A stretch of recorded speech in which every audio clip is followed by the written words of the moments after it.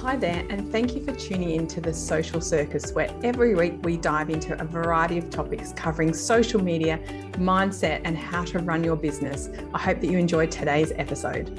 Hello, and welcome to another episode of The Social Circus. I am your host, Sarah Thompson, and today I'm thrilled to have as a guest on my show, Tracy Murray, who is the Glasses Lady. Welcome, Tracy. Thank you, Sarah. I'm so excited to have you on here because when our paths crossed a couple of years ago, I get really excited when I see people who have a business that doesn't really exist in the world as such. And it's really exciting to meet people who are genuinely very innovative. So for those people who don't know you, can you tell us a little bit about your business, The Glasses Lady, and what is it that you offer as a service? Oh, well, it's quite different to, if you ever been to an optometry practice, you go in, you have your eye test, and you come out and you choose from whatever glasses they've got there. And so I've been in the industry for over 30 years and probably styled over 40,000 pairs of glasses. Wow. I was sitting and thinking, what can I do that's different? What's missing in the industry? And how I started my business is not what it's grown into now. That took time. And now it's a styling business. So you come along, you have a consultation with me for 1.5 to 2 hours where I style you into eyewear according to your features and personality. We then have the option of creating a frame custom made where you can choose from over 300 colours. And the colour is not about a specific colour, it's the tone of colour that gives you a really beautiful glow. And my idea of my business is to create eyewear to love, so that when you put these glasses on and you look in the mirror, you go, oh yes, I've got this. I feel confident, I look beautiful. Yes. Because often people treat them as they're a functional item, they're not a necessary item. So I've created. They're not an accessory kind of thing, yeah.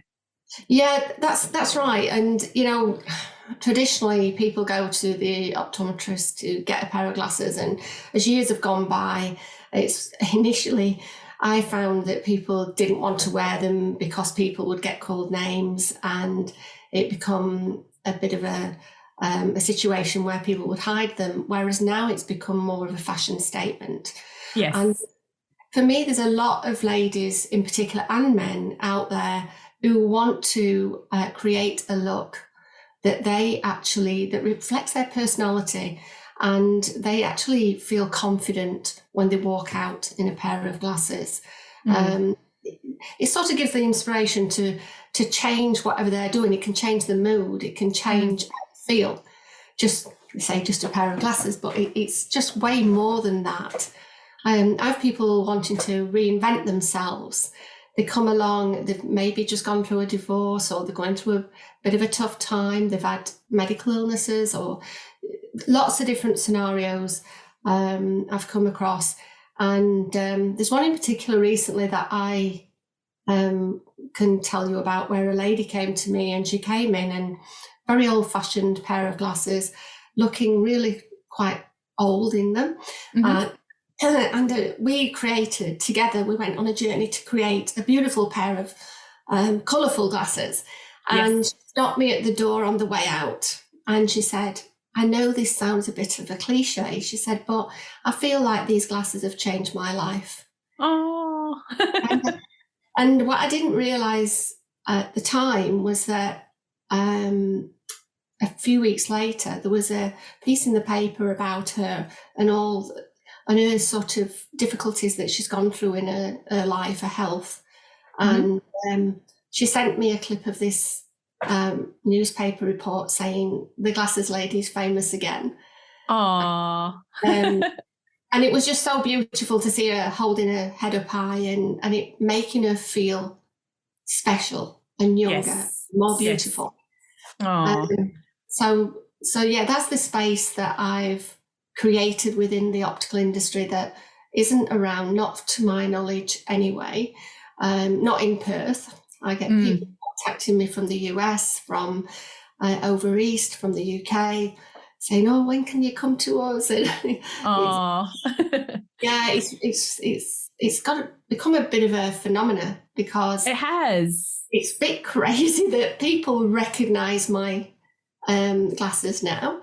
Yes. It's a great thing. I keep getting photographs from ladies. There was a couple of my ladies met each other for a coffee in a coffee shop.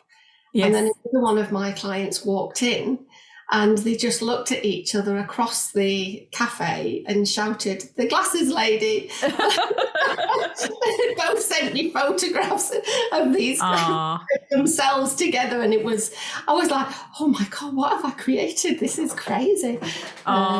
It's so lovely. And I love that you talked about, because obviously, Tracy, like you said, you've been in that optical industry for many decades.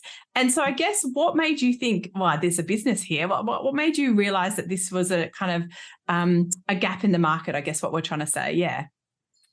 Well, initially I just started the business because after years of optometrists saying to me, go into business with me, do something with me, you know, they wanted me to be in business. And I've got family. I mean, we've got several children, 10 grandchildren, and big family, big commitment, and never really had the big enough, as I say, the big girl pants to start a business. And and it was during COVID, and things changed for a lot of people.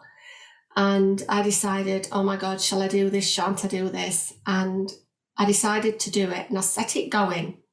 And about 6 months in, I was remembering the times where I didn't quite have the right frame, or I didn't have the one that I'd go through every frame in the store and think, it's just not quite what I wanted for them.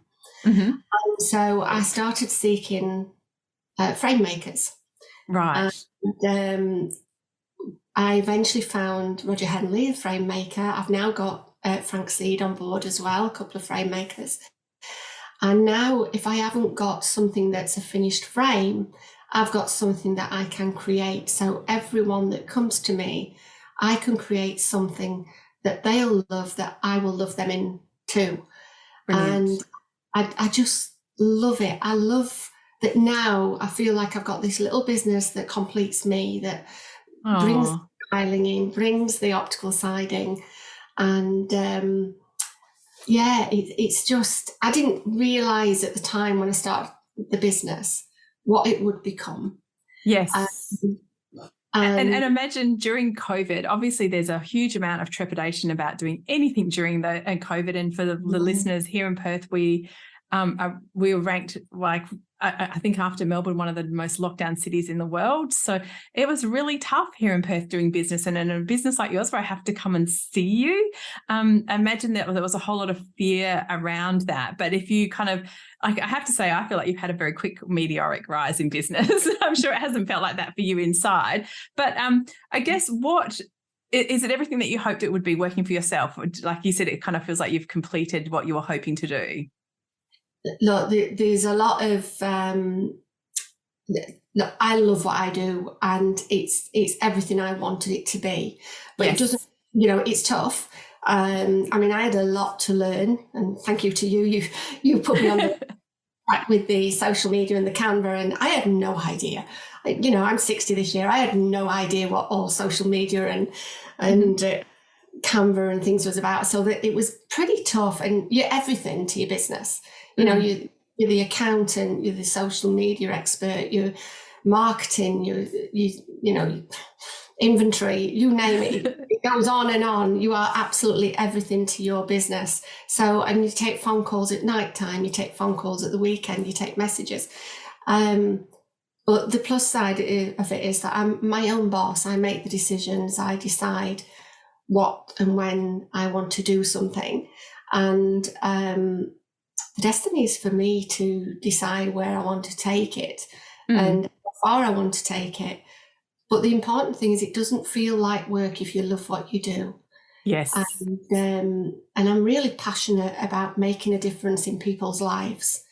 I'm trying to put together work with someone with a charitable organisation for the homeless. there's a rise in homeless ladies over 50. And Yes. I'm now just in the process, not organised yet, but I'm going to be taking in donated frames that I will then service and make nice, and put single vision lens in for free. I've got the local lab to say they'll fit them for free. Wow. And I will go along to these ladies once every few months and style them the same way in which I would anybody that comes to me. Oh. And then a collection of donated frames that I can give to them, to give them some dignity and some confidence to get back in the world and do good things out there. So the business for me, again, that's something that I can decide to do because it's my business. And my business is about making a difference to the people that I see, and that includes the charity bit as well. Oh, I love that, Tracy. I feel a little emotional hearing you do that, because I was actually reading an article, and women over 50 are the fastest growing group of homeless people in Australia at the moment, which makes me really sad, as, you know, that's our age range, isn't it? And what does that mean, and why is that happening to us? So I love that you have chosen to do that. And I think that's amazingly inspiring, because I think often when we run a small business, it feels like I can't do those big charitable donations. You know, I'm not Bill Gates and I can't do these things, but we can all have an impact in our own small way, can't we? And that's going to make a huge difference to those women.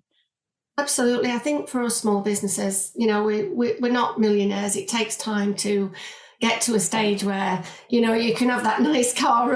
My husband said, we'll never have a Lamborghini, but we're happy doing what we're doing. But I'm giving back time.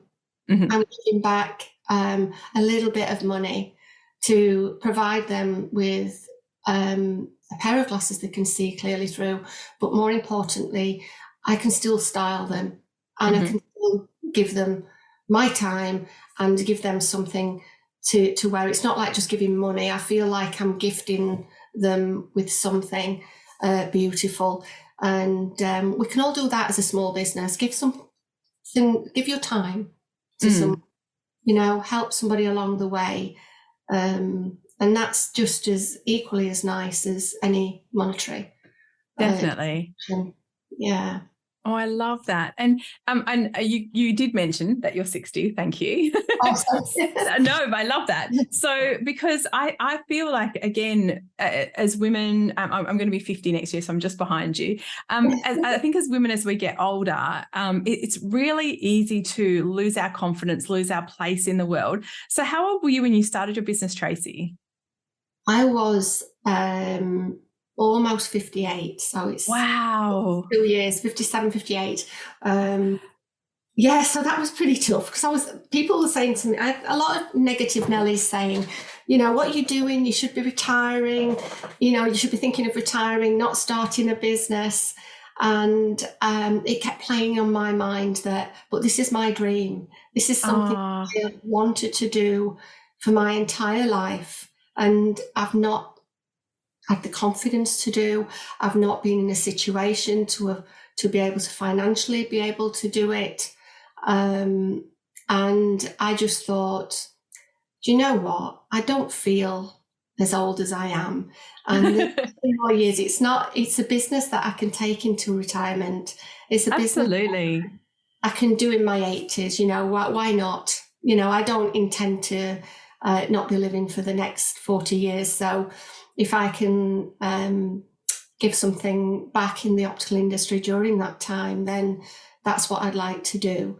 I love that. And I hope that for everyone that's listening, so Tracy was nearly 58 when she started her business. So, and I know what you say, Tracy, when you hear the naysayers, because society definitely has us pigeoned as to where we fit in at the age of life we are. And I often look in the mirror, and in my head, I still think I'm about 35. And so you kind of feel like you've got all this energy and life ahead of you. And actually, we're kind of reaching like different milestones of where should be starting to think about retirement and all these other grown-uppy things. But in my head, I still feel very young, and I still feel like I've got lots left that I want to achieve in the world. And obviously, you had that exact same feeling of like, this is my dream and now's my time. Yeah, and that's exactly it. You know, it's funny because my son will look at me and say, "Are you really 60, Mum?" You know, I need to keep repeating it. It's quite all right. I know, but I think that's the societal perceptions of what does a 60-year-old woman look like, and what does she do, and what does that like, but what is the reality is, I think it's completely different. And I think, you know, as we all live longer, we need to change our perception of what that looks like, because I know my grandma was a grandma at 39 because of people having children young. And so by the time she was 60, she was actually a great grandma. And so things have changed, the way in which we have children and all those things have changed. And I hope that people are inspired to see what your journey is. So you started with this beautiful idea. You started during COVID. And I know that that's a word that's overused, but I know how hard that was for my business, and I know how hard it was for many of my clients. So from your perspective, did you feel like, well, it's now or never, and I'm just going to have to plow on, regardless of what's going on in the macro climate? How did that feel? I think that COVID made people look at their lives and what's important to them. Yes. And we analysed our finances and looked at what we could do to change some things. My husband was made redundant during that time as well. And it did make me sit and think, this has happened in the world. It's a biggie. It's massive. People are dying, you know, around us. I felt like I'd missed something, that I should be doing what I wanted to do all my life. And it sort of gave me a bit of confidence to think, okay, how can I do this? I need a contingency plan for if we're in lockdown again. So I do styling online as well. So I did set that up so that I could style people by photographs is pretty good. And so is Zoom calls. So I have done Zoom calls with the US and over East. So there is a contingency plan in there. Nothing beats seeing someone in person. Yes. Nothing beats, you know, a face-to-face. I've got to say that. But, you know, if you believe in what you can offer someone, a service that you can offer someone, a talent that you've got, follow that talent, follow that passion, and be inspired to do great things, you know? Yes. But be patient, passion and presence.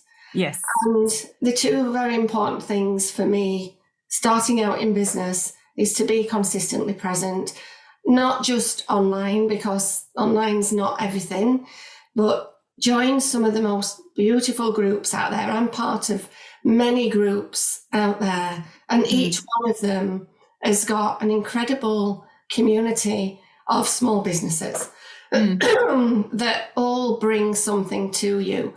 And I say, don't look at this person at the side that may be doing the same thing as a competitor. Look at them as a colleague.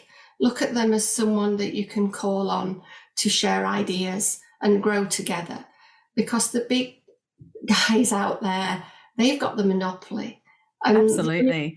The only way that we can grow is to grow together. And I do feel strongly about that. And getting out there and networking and meeting people and becoming friends is really important to grow your business. I know, and that's something, because I think we actually met through a networking event. I was trying to think where we met, but I know that you're quite good friends with Claire, my assistant, as well. And it is a really lonely road being in business. And so if you do it alone, it's really hard. And I think that, because I do quite a lot of networking, people always say to me, why do you do so much networking? I'm like, because I like hanging out with people, and I can talk all day. And I'm like, no, because I'm coaching. And so no one's interested in me and my stuff because they're paying for my knowledge. And so I love networking because I get to go and chat to other people, particularly female entrepreneurs, because that's my happy space. And it's so important. And I think people often overlook that because they think, oh no, my business is online, or it's this or it's that. And it's like, no, you still need other people around you on the same journey, because we're all on the same journey as entrepreneurs. Well, it's nice. The good thing as well is that you take time out. You're very lonely. It's a very lonely world, like you say. And to take time out, a couple hours on a morning or an hour for a coffee meet and greet, you need it. You really need that, because you can go along there and you can feel a little bit awkward at first, because I know I did. and something.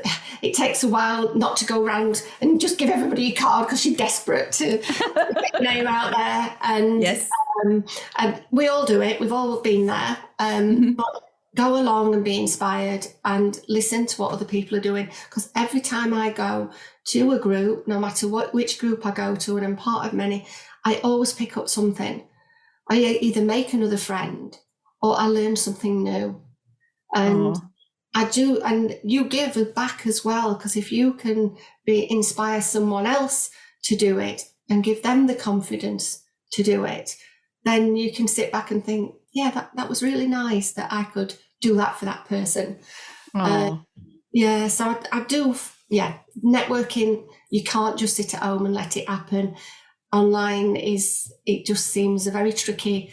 And it's also a very tenuous place. And I think all of us in business, regardless of what, like I have a lot of digital courses and online products, I still need to meet people and I still need to have a network of people for a variety of reasons. So I love that you've shared that. Now I'm conscious of time. So I do have one question I want to ask you is what's next for the Glasses Lady? Like what's your dream? And I know you're still living your dream and I know you're 60 and all of that kind of thing, but what's next for the Glasses Lady? Because I see your business as being so amazing and interesting and unusual that there must be a plan for what's going to unravel next. Well, I have got some plans, but I want to be the go-to place for people who want to be styled into eyewear. Yes. It's already started. I've got a big following already. People are now recognising my glasses when people are out and about. They'll say, oh, did you get those from the Glasses Lady? Yes. I would like that to continue. In the future, and I would like to create a range of my own, which I've not looked into yet. That's exciting! Bit of a dream, but it would be nice because really I'm creating anyway. Because I'm a frame maker, and together we create really beautiful frames. But I just want to continue with that, and I want to continue into retirement, and I want to continue till I'm 80. And back. So it's just a journey of mine. Do what you love and be passionate about it and continue it while you're loving it. And love it. That's key. Oh, I love that, Tracy. Thank you so much for sharing that. I'm excited to see Tracy Murray designs as your glasses. That would be really fun. But look, thank you so much for coming on my show. I'm so inspired by all that you do. Honestly, Tracy, I sit and watch you and just think, I love innovation. I love that you saw a gap in the market and the gap that fitted your passion is beautiful. Can I just ask, I'm sorry to put you on the spot, are you taking donations for glasses or for your charity, or how does that work? Yes, I will be doing. I was just waiting for confirmation from the organisation that I'm collaborating with to bring this. Once I've got the letter from them, I will be putting an email out to my ladies, or if there's any ladies out there. I want really beautiful frames that are in good condition. Yes. So I can recycle them, because that's important as well. You're recycling, which is really important in today's world. Definitely. So if you've got some beautiful frames and you don't know what to do with them, give me a shout and I would love to take them off your hands. Brilliant. I will make sure that we pop Tracy's contact details into the show notes for all the listeners. So if that was you, I'll make sure we've got some information on where you can send your beautiful frames to Tracy for her to pay them forward to our homeless women who are struggling with this. Tracy, thank you so much for your time today. Thank you for sharing your passion and your vision and your kindness, which comes through every part of your business. You are such an inspiration to me, and I'm sure all of my listeners have enjoyed hearing your story today. You're very welcome. Thank you for having me. My pleasure. My pleasure. And to all my listeners, do check the show notes. I'll have all of Tracy's contact information in there and how you can connect with her on social media. If you have beautiful frames, how you can donate those as well. So do come and read the show notes. Thank you all for tuning in as you do every week. I'm so grateful for your listening, and I'll catch you the same time next week on The Social Circus.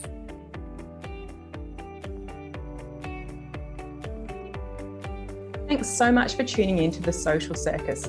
As your host, Sarah Thompson, I am thrilled that you've chosen to spend your time hanging out with me. I would be so grateful if you could spare an extra moment to go and leave me a review on your favourite podcasting platform.